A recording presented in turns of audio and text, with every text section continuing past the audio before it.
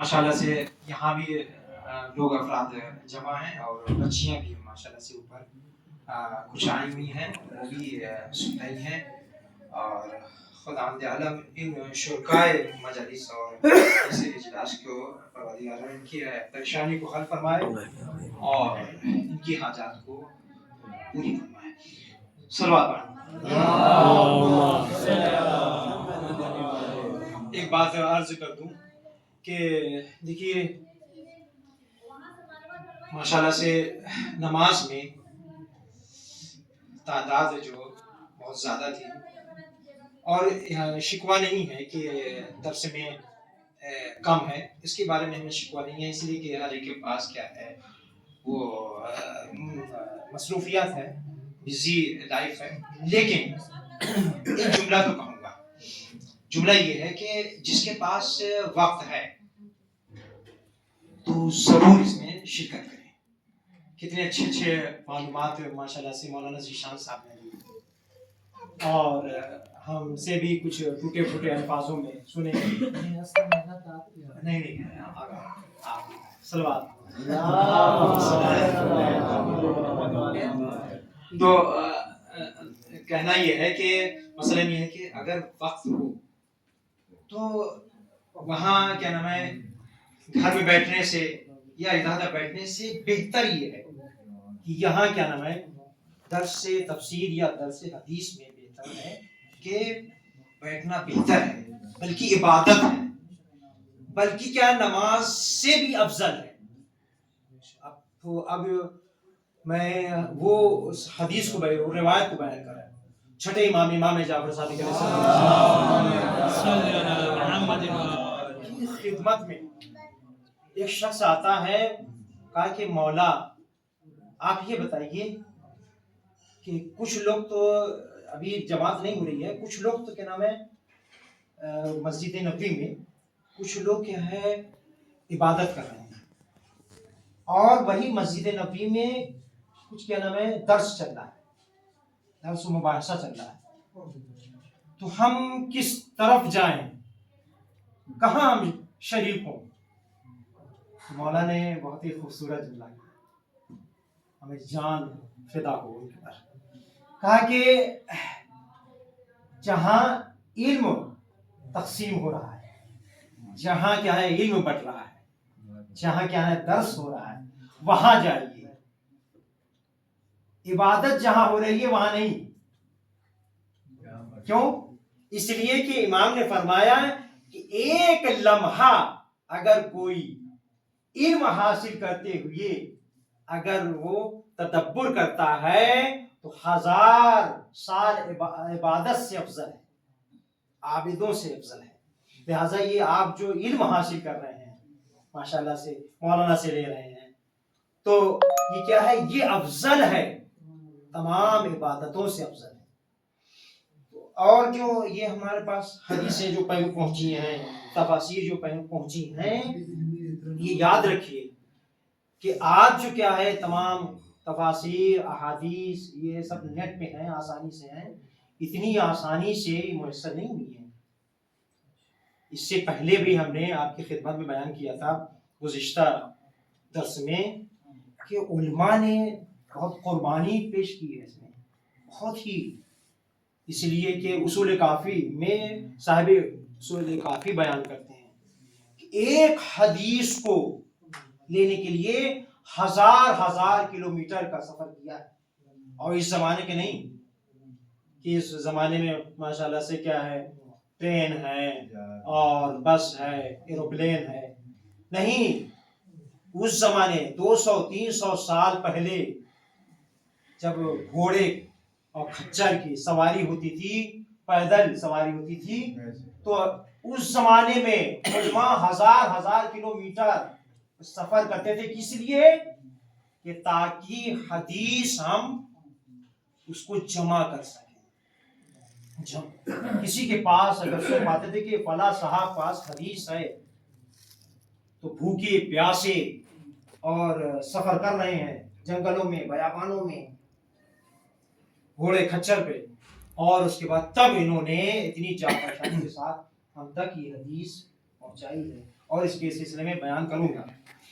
چلیے بحث پہ آتے ہیں.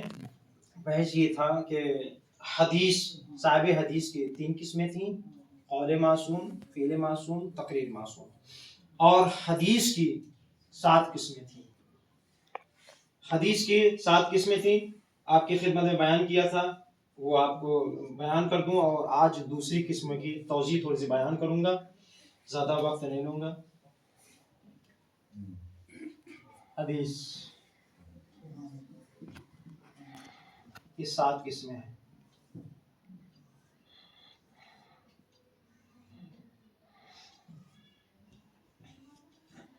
صحیح،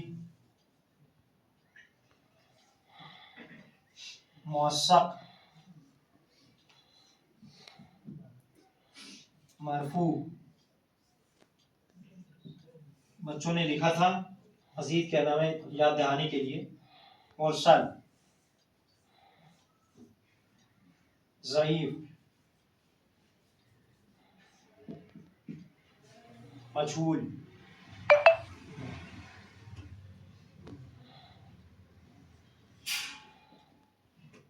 اور ایک قسم ہے حسن.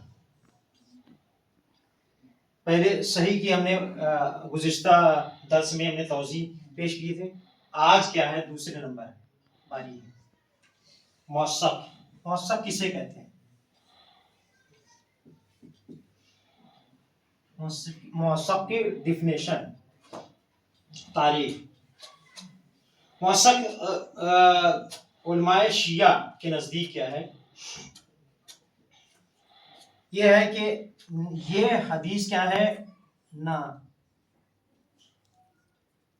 صحیح کے درجے میں ہوتی ہے،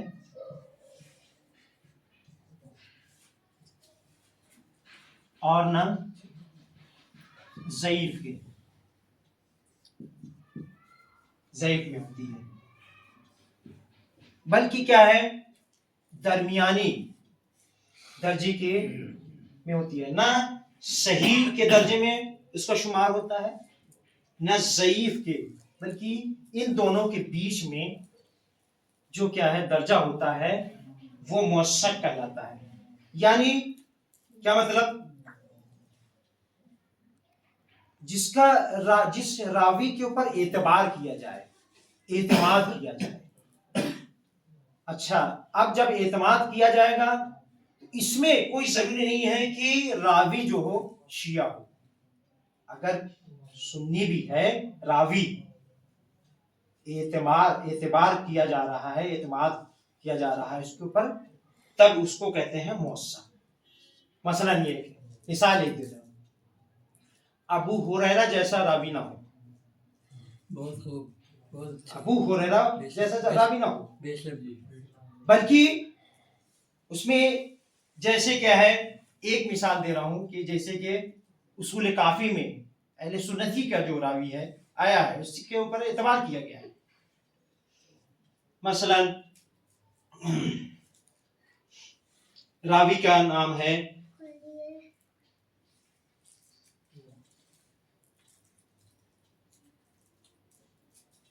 جیسے عبداللہ بن بکیر.